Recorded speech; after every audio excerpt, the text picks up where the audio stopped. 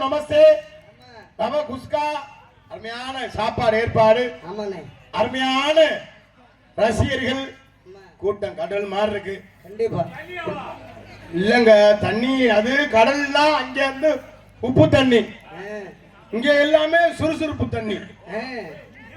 ஆமா எங்க சுறுசுறுப்பு இல்லாம நாடா நடக்க சுறுசுறுப்பு இல்லைனால இப்ப நாடகத்துக்கு வர வர கூட்டம் கம்மியா இருக்கு.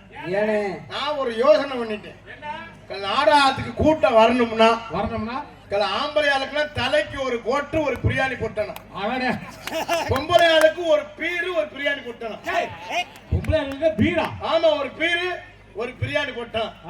அப்படிலாம் கூட்டம் கட்டுக்கிட்டே நிறைய ஆளு பொண்டாட்டி அடிப்பேன் லூசு முண்டை வந்து வாங்கிட்டு வந்துட்டு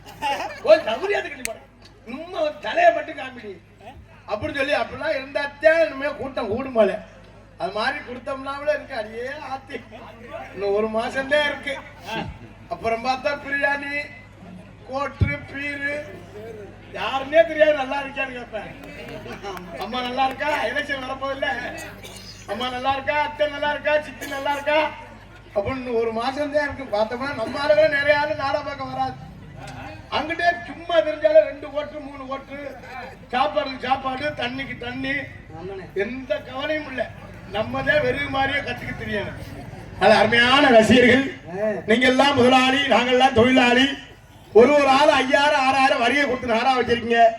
நாடா வைக்கிற சின்ன விஷயம் இல்லை, நீங்க எவ்வளவு பொறுமையா இருக்கீங்களோ அவ்வளவு பொறுமையா நாடகம் செஞ்சிருப்பா இருக்கும். உங்களை சந்தோஷப்படுத்த நாங்க வந்திருக்கோம். ஏன்னா வாய் விட்டு சிரித்தால் நோய் விட்டு போகும் சொல்லியிருக்காங்க. ஒரேதான் சிரிச்சோம்னாலும் குடும்பம் சிரிச்சு போயிடும். வாய் விட்டு சிரித்தால் நோய் விட்டு போங்கிறாள், அது உண்மையா பொய்யானே? அதுதான் எனக்கு தெரியல, எல்லாருமே அதுவே சொல்றீங்க. பொய் எப்படி சொல்றீங்க? நம்மளும் வருஷத்தோடதான் சிரிக்கிறோம். எந்த நோய் விட்டு போயிருக்கு? நாளாக நாளாக நோய் கூடிக்கிட்டே இருக்கு. மனுஷன் சோறு அதிகமா தின்னா சுகர், வாழைக்காய் சாப்பிட்டா வாய்வு, சரி, கொத்தரங்காய் சாப்பிட்டா வாய்வு, உருளைக்கிழங்கு சாப்பிட்டா வாய்வு, சரி, முட்டை சாப்பிட்டா வாய்வு, சிக்கன் சாப்பிட்டா சூடு, மட்டன் சாப்பிட்டா அட்டாக்கு, வறுத்த மீன் சாப்பிட்டா கொழுப்பு, வறுத்த அரி சாப்பிட்டா கொழுப்பு, எண்ணெய் பலகாரம் சாப்பிட்டா கொழுப்பு, சரி, ஒரே டீ அதிகமா குடிச்சா பித்தம். மனுஷன் எதைத்தான் திங்கிறது? நான் ஒரு யோசனை பார்த்தேன், என்ன இந்த வருஷம் வைக்க குளத்தை திங்கலாம். ஏற்கனவே நீ பொதி இருந்த மாதிரி தானே இருக்கிற, அதுவும் இப்ப கிடைக்கல. அவன் ஒரு கேரளாவில இருந்து ஒரு உறுப்பு வாரே அவன் கட்டினா 80, நம்ம கட்டினா 150. அதையும் அப்படியே மொத்தமா கட்டிட்டு போட்டாங்க. மனுஷன் இப்படி எப்படி வாழ போறோம்னே தெரியல. அன்னைக்கெல்லாம் 2 பேரும் வாக்கிங் போயில பேசிட்டு போட்டாங்க. எப்படி உனக்கு எம்புட்டுடா அப்படி ஆ, என்னது அவங்க பேசிட்டு போறாங்க. உனக்கு எம்புட்டுன்னு. நானும் இதுக்கு ஏதோ முக்கியமானது இதா இருக்கும் போல, ஆ, ஏதோ கோயில் வரி இது மாதிரி இருக்கும் போல, அப்புறம் உனக்கு எம்புட்டுன்னு கேட்கிறேன். சரி கொஞ்ச நேரம் பேசிட்டே போய் எனக்கு குழப்பம் வந்துருச்சு. ஆ, என்னடா உனக்கு எம்புட்டுன்னு கேட்கறாங்களே என்னன்னு அப்படின்னு கேட்டேன்.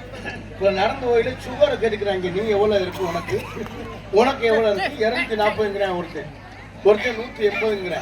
உனக்கு எம்புட்டு இருக்கு சரக்கை பத்தி தான், இதை சுகரை பத்தி தான் பேசிருக்கேன்.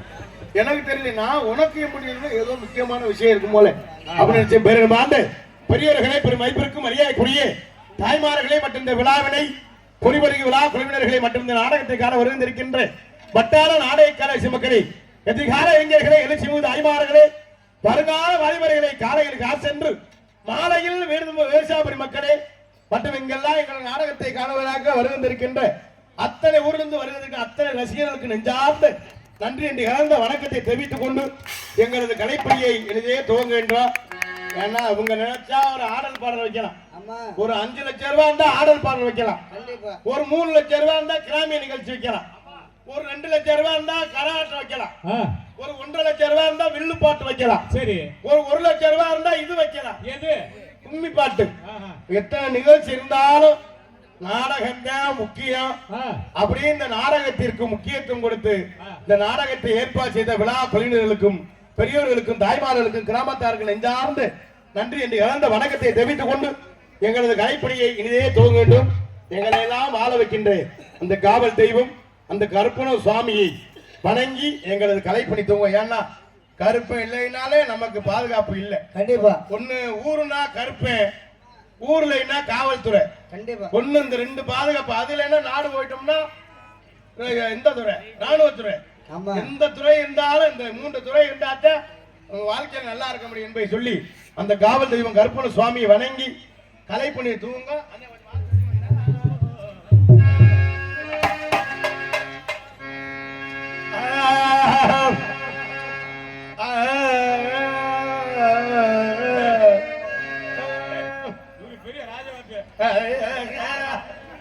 வரி தெரியாம பிரித்து கொண்டு வச்சிருந்தேன். என்ன படிக்கிறேன்னா தந்திசை ஆள்பவரே, தந்திசை ஆள்பவரே, எங்கள் மாளிகை பாறை கருப்பரே, உங்க மனசுல நினைச்சா போதுமையா, உன்ன மனசுல நினைச்சா போதும் ஐயா, ஐயா தொட்டதெல்லாம் தொடங்கும் ஐயா, ஐயா வச்சதெல்லாம் வணங்கும் ஐயா, ஐயா கோட்டை கருப்பு வர கோவால கிருஷ்ணவாடா கருப்பு மாமுண்டி கருப்ப வர எங்க மனக்கூரைய தீர்த்தி வைக்க நீ வாடா, ஆகாச கருப்பு நீ வாடா, அடி கருப்பு வாடா,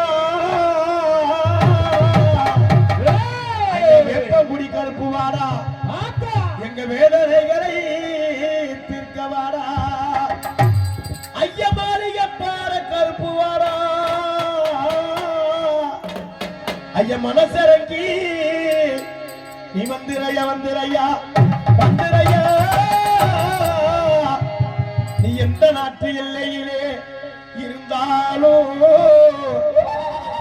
நீ எந்த நாட்டு எல்லையிலே இருந்தாலும் நம்ம நாடு ஓட்ட எல்லைக்கு நீ வந்திரையா கருப்பு வந்திரையா ஐயா, வந்திரையா ஐயா, நாடு ஓட்ட கருப்பு நீ வந்திரையா, ஐயா பாலோ பூமி